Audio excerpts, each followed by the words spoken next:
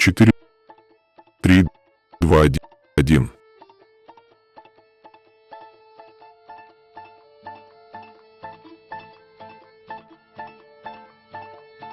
In the aftermath of World War II, the Soviet Union embarked on a race against time to harness the destructive power of the atom.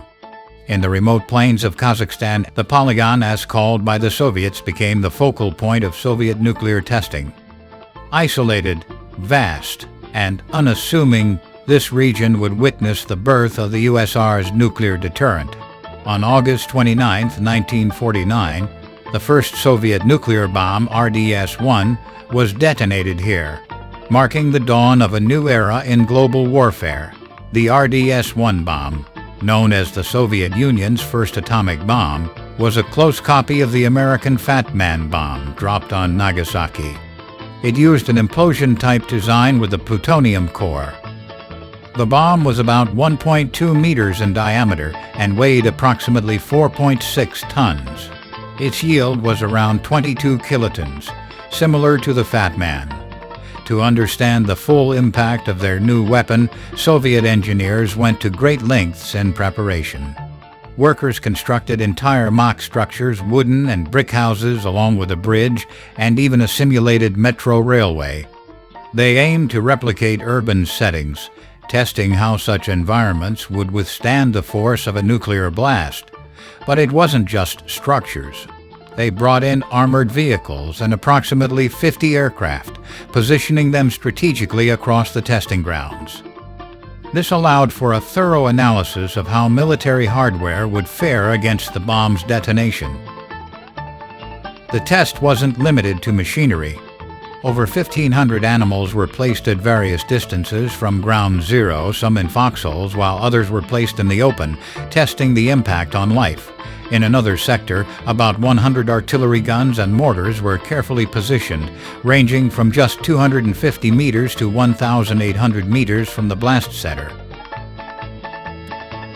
On August 29, 1949, at 7 a.m., the RDS-1 was detonated at the Semipalatinsk test site.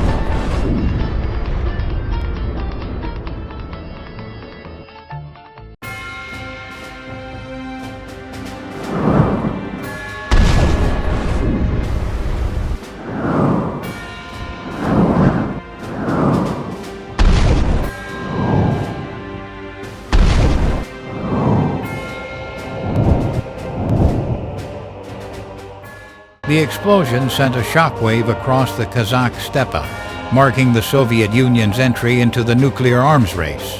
The aftermath was profound. Data revealed that the bomb's impact exceeded initial estimates by 50%. Structures near the blast zone were obliterated.